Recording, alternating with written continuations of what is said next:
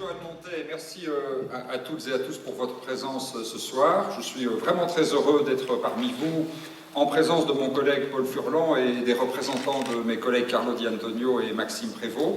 Et je suis très heureux d'abord qu'une cérémonie comme celle-ci se tienne. Ça a été dit par votre président, et j'en suis ravi. Ce prix a été créé sous le gouvernement précédent, et quand cette équipe s'est mise en place, nous avons décidé rapidement de poursuivre et de prolonger, pour faire en sorte que le travail que vous menez au quotidien et qui contribue au rayonnement de notre région soit mieux connu, et pour stimuler à la fois des vocations et des débats.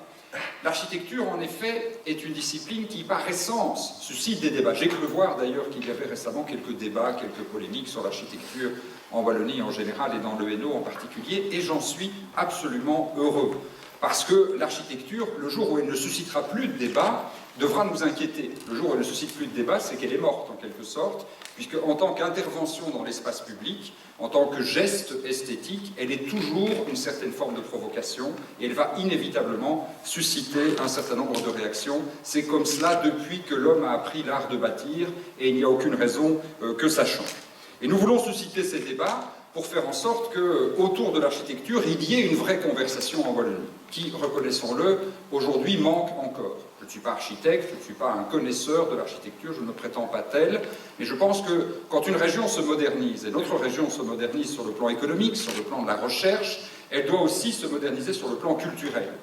Et une région qui passe à côté de la modernité architecturale, de la modernité du design, de la modernité dans le graphisme, est une région qui accumule un certain retard, même si elle se modernise sur le plan économique et sur le plan de l'emploi. Et nous ne pouvons pas nous permettre un retard de ce type. Nous devons faire en sorte que ces talents et ces savoirs qui sont chez nous soient mieux connus. Alors moi aussi, je me réjouis que la Wallonie attire, grâce à des grandes commandes publiques, il faut bien le reconnaître, mais pas seulement, de très grands noms, et qu'on ait bientôt la moitié des prix Pritzker qui est construit en Wallonie. On est encore loin, mais enfin on en a quelques-uns. On est très heureux qu'il y ait des Calatrava, qu'il y ait des Libeskind, qu'il y ait des gens nouvelles, qu'il y ait demain des Rem Koolhaas qui bâtissent en Wallonie. Mais ça ne peut pas suffire, évidemment. Il faut aussi et surtout que nos talents qui sont nés ici et qui prospèrent ici en Wallonie puissent connaître du rayonnement dans leur propre région. On sait que nul n'est prophète en son pays, mais on peut et on doit faire en sorte que les bureaux et les équipes qui sont ici, qui se sont formées, qui se sont construites ici, puissent progresser davantage. C'est en tout cas notre volonté. Alors ça n'est pas toujours simple, et le rapport avec le politique n'est pas toujours simple non plus, même si l'architecture est par essence une discipline là aussi très politique.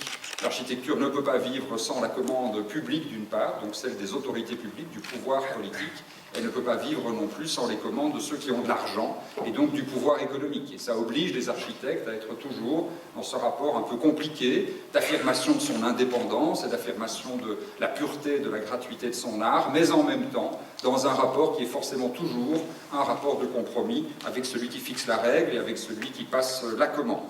C'est cette discussion-là que je pense que nous devons avoir au maximum en Wallonie pour faire en sorte de stimuler tous ceux qui ont envie de faire de l'architecture de qualité dans notre région, et c'est véritablement la volonté de ce gouvernement.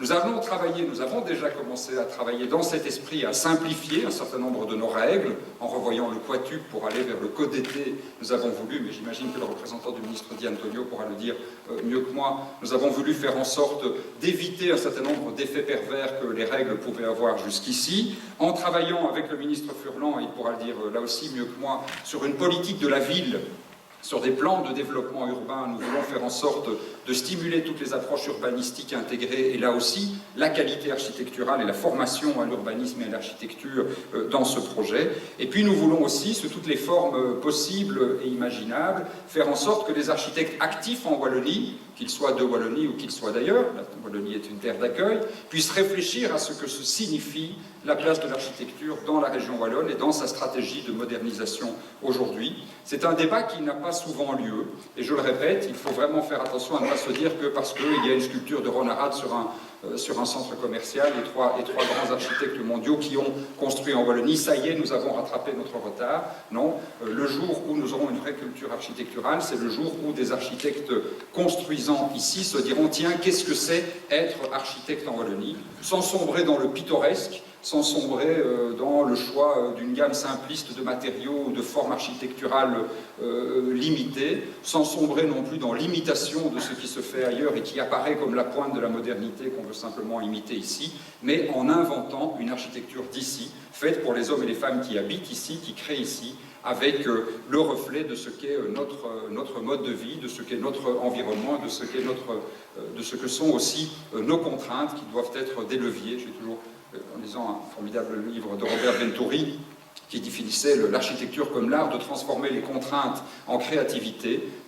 L'architecte est confronté à des terrains avec des tas de complexités, à des critères géoclimatiques, à des règles publiques, à des caprices du maître d'ouvrage, à des modes esthétiques, à des limites dans les procédures de construction. Et il doit, avec tout ça, faire quelque chose qui ait du sens, transformer ces contraintes en créativité. C'est un formidable défi. C'est celui que vous vivez au quotidien. C'est aussi un peu celui qu'à notre manière nous vivons dans les autorités publiques wallonnes aujourd'hui. Et nous vous souhaitons très chaleureusement que ce vaste débat que nous appelons vraiment de nos voeux sur la place de l'architecture en Wallonie puisse faire en sorte que dans quelques années, on se dise qu'il y a sinon une école wallonne d'architecture, on n'est pas, je vous rassure Madame Montet, dans le patriotisme, qui dit en tout cas de l'architecture de qualité et fière de l'être dans notre chère région. Merci de votre attention. Merci Paul Manette.